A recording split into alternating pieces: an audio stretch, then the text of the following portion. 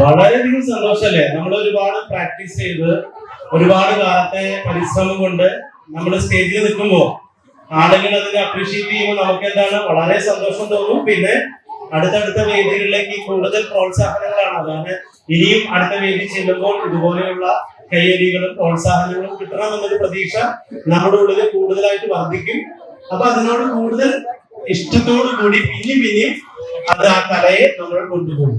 Okay, ഞാൻ കലാഞ്ജലി ഫൗണ്ടേഷൻസില് സൗമ്യസുകുമാരൻ ടീച്ചർക്ക് മോഹിനിയാട്ടം പഠിക്കുന്നുണ്ട്. ഡോക്ടർ സത്യഭാമ സാറിന് എതിരായിട്ട് കുറെ പ്രശ്നങ്ങൾ കൊണ്ടുവന്നപ്പോ കോൺഫിഡൻസ് എപ്പോഴെങ്കിലും കുറഞ്ഞിട്ടുണ്ടോ? ഉണ്ടെങ്കിൽ വീട്ടുകാരൊക്കെ സപ്പോർട്ടായിരുന്നു. കോൺഫിഡൻസ് ഒട്ടും കുറഞ്ഞിട്ടില്ല, കൂടിയിട്ടുള്ളൂ. കാരണം നിങ്ങളൊക്കെ എന്നെ അറിഞ്ഞിപ്പോഴല്ലേ അപ്പൊ അതുകൊണ്ട് കോൺഫിഡൻസ് കുറെ കൂടെ കൂടി വളരെ ആർജവത്തോടു കൂടി തന്നെ മുന്നോട്ട് പോകുന്നു.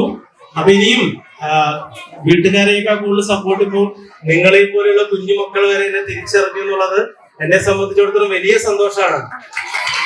അപ്പൊ ഇനി കൂടുതൽ ആർജവത്തോടു കൂടി തന്നെ ഈ രംഗത്ത്, കാരണം PhD ഒക്കെ കഴിഞ്ഞല്ലോ അപ്പൊ പിന്നെ ഈ രംഗത്ത് പെർഫോമൻസുമായി ബന്ധപ്പെട്ടും പഠിപ്പിച്ചും ഒക്കെ നിലനിൽക്കാനാണ് ഇഷ്ടം. എന്റെ പേര് ശിഖ PS. ഞാൻ കോട്ടൺ സ്കൂളിലെ 8ാം ക്ലാസ് വിദ്യാർത്ഥിനിയാണ്. ആദ്യം തന്നെ ഒരു സാധാരണ കുടുംബത്തിൽ നിന്നും സാറ് നൃത്തത്തിൽ ഡോക്ടറേറ്റ് ബിരുദം നേടിയതിൽ ഞാൻ അഭിനന്ദിക്കുന്നു. സാറ് ഒരുപാട് വിവാദങ്ങൾ ഇപ്പോൾ ഈ കാലഘട്ടത്തിൽ ഉണ്ടായിട്ടുണ്ട്. അപ്പോ അതിനെയൊക്കെ പ്രതികരിക്കാനും ഒക്കെയുള്ള പ്രചോദനം ആരായിരുന്നു? അതെന്താണ്? തീർച്ചയായിട്ടും പ്രചോദനം നിങ്ങളൊക്കെ ഇഷ്ടപ്പെടുന്ന മണിച്ചേട്ടൻ തന്നെയാണ്. കാരണം മണിച്ചേട്ടൻ ഒരുപാട് ഇതുപോലെയുള്ള കാര്യങ്ങളിലൂടെ മുന്നോട്ട് പോയ ഒരു വ്യക്തിയാണ്. സിനിമാ മേഖലയിലും മിമിക്രി കലാരംഗത്തൊക്കെ മണിച്ചേട്ടൻ ഒരുപാട് ഇതുപോലുള്ള വിവേചനങ്ങൾ നേരിടേണ്ടി വന്നിട്ടുണ്ടായിരുന്നു. അപ്പൊ അതൊക്കെ നമ്മൾ കാണുകയും കേൾക്കുകയും മണിച്ചേട്ടന്റെ കുടുംബത്തിലെ അംഗം എന്നുള്ള രീതിയിൽ നമ്മളിതൊക്കെ കണ്ട് മനസ്സിലാക്കിയിരുന്നു. അപ്പൊ ആ ഒരു പ്രചോദനം തന്നെയാണ് വീണ്ടും നമ്മളെ ഈ കലാരംഗത്ത് പിടിച്ചത്. കാരണം ഇപ്പോ മോഹിനിയാട്ടത്തിൽ ഡോക്ടർ എന്നൊരു പദവി കിട്ടുന്നുണ്ടെങ്കിൽ അതിന്റെ ക്രെഡിറ്റ് മുഴുവനും കലാഭവൻ മണിച്ചേട്ടനാണ്. മണിച്ചേട്ടന് ശാസ്ത്രീയമായ കല പഠിക്കാൻ കഴിഞ്ഞിരുന്നില്ല. അപ്പൊ അദ്ദേഹത്തിന് പഠിക്കാൻ പറ്റാത്ത കാര്യമായ എന്നെ പഠിപ്പിച്ചപ്പോൾ വളരെയധികം ആത്മാർത്ഥതയോടും സ്നേഹത്തോടും എല്ലാം കൂടി ആ കലയെ നമ്മുടെ മനസ്സിൽ ഉൾക്കൊണ്ടുകൊണ്ട് പഠിക്കുകയും കലയിൽ ഒരു ഡോക്ടറേറ്റ് നേടുക. അപ്പൊ നമ്മുടെ വീട്ടിലെല്ലാവരും കലാകാരന്മാരാണ്, എല്ലാവരും പാട്ട് പാടും, സഹോദരിമാരൊക്കെ പാട്ട് പാടും എല്ലാവരും. പക്ഷെ നൃത്തം ആരും ചെയ്യുമായിരുന്നില്ല. അപ്പോ ആ കലയിൽ ഒരു ഡോക്ടറേറ്റ് നേടുക എന്നുള്ള ആഗ്രഹം മണിച്ചേട്ടനോട് പറഞ്ഞപ്പോൾ അതിനെല്ലാ പ്രോത്സാഹനങ്ങളും മണിച്ചേട്ടന്റെ ഭാഗത്തു നിന്ന് ഉണ്ടായിരുന്നു. അങ്ങനെയാണ് ഞാനാണ് പഠിച്ചെങ്കിലും ഈ ഡോക്ടറേറ്റ് സമ്മാനിക്കുന്ന ആർക്കാണ്? നമ്മുടെ മണിച്ചേട്ടനാണ്. അതെ. എന്റെ പേര് ഫാദിയ എന്നാണ്. ഞാൻ ഉദ്ദേശിക്കുന്നതെന്ന് വെച്ചാല് പല സൗന്ദര്യത്തിലുള്ള കുട്ടികളെ വേർപിടിക്കുന്നുണ്ട്. കറുത്ത കുട്ടികള് ഇനിയിപ്പോ ഇത് കളിച്ചാൽ നന്നായിരിക്കില്ല, നല്ല കുട്ടികളായിരിക്കും അത് കളിക്കേണ്ടത് എന്നൊക്കെ പറയുന്നത്. അപ്പൊ അവരോടൊക്കെ സാറിന് എന്താണ് പറയാനുള്ളത്? ഞാൻ നേരത്തെ പറഞ്ഞില്ലേ, അങ്ങനെ ഒരു വിഷമം നിങ്ങളുടെ കുഞ്ഞു മനസ്സിൽ പാടില്ല. നമ്മുടെ വളരെ വിഷമം തോന്നുന്നു. കാരണം ഒരു കുഞ്ഞു കുട്ടിക്ക് ഇങ്ങനെ ചോദിക്കാൻ നമ്മുടെ സമൂഹത്തിൽ അവസരമുണ്ടായി എന്നുള്ളതാണ് ഏറെ വേദനിക്കുന്ന ഒരു കാര്യം. ഒരു കുഞ്ഞുമക്കളും ആ കാര്യത്തിൽ വിഷമിക്കരുത്. നിങ്ങൾ ഏത് കലയെ സ്നേഹിക്കുന്നുവോ ആ കലയെ ആത്മാർത്ഥമായി പഠിക്കുക. അതിന്റെ സാങ്കേതികമായ കഴിവുകൾ അതിന്റെ പരിപൂർണതയിൽ അവതരിപ്പിക്കുക. അതാണ് ആ കലയുടെ സൗന്ദര്യം. അതല്ലാതെ കറുപ്പും വെളുപ്പും ഒരു കലയ്ക്കില്ല എന്ന് ശക്തമായി പറഞ്ഞുകൊണ്ട് വളരെ ആത്മാർത്ഥമായി തന്നെ കലയെ പഠിക്കുക, അവതരിപ്പിക്കുക കേട്ടോ. അങ്ങനത്തെ വിഷമമൊന്നും വേണ്ട.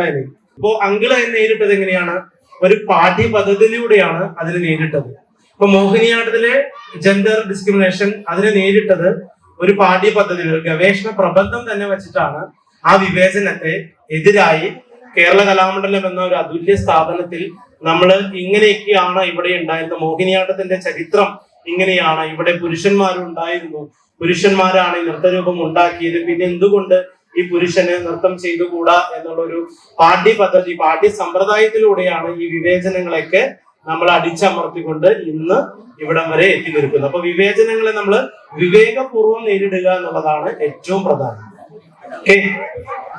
സാർ, എൻ്റെ പേര് സുരേഷ്. ഞാൻ ക്രൈസ്റ്റ് സെൻട്രൽ സ്കൂളിലാണ് പഠിക്കുന്നത്.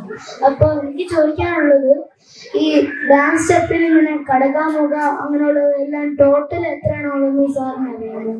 ആ, അത് ഒരു നൃത്തരൂപത്തിനും പലതരത്തിലാണ്. അങ്കിള് പഠിച്ചിട്ടുള്ളത് പിന്നെ മോഹിനിയാട്ടത്തിലാണ്. മോഹിനിയാട്ടത്തില് 24 എണ്ണാണ് മോഹിനിയാട്ടത്തില് വരുന്നത്. ഹസ്തപതാക മുദ്രാച്ച മുഗുരോ ഭ്രമര സൂചികാമുഖ പല്ലവസ്ത്രിപതാകശ്ച മൃഗശീർഷ ഭയസ്തത പുനഃസർപ്പശിരസപ്നോ വർദ്ധമാനഗതിത്യപി അരാള പൂർണ്ണനാഭശ്ച മുകുളോ കടകാമുഖ ചതുർവിംശതി രിത്യതേ കലാശാസ്ത്രജ്ഞ സമ്മത. അങ്ങനെ 24 എണ്ണമാണ് മോഹിനിയാട്ടത്തില് ഹസ്തലക്ഷണ ദീപിക പ്രകാരം മുദ്രകൾ ഉപയോഗിക്കുന്നത്. ഓക്കെ.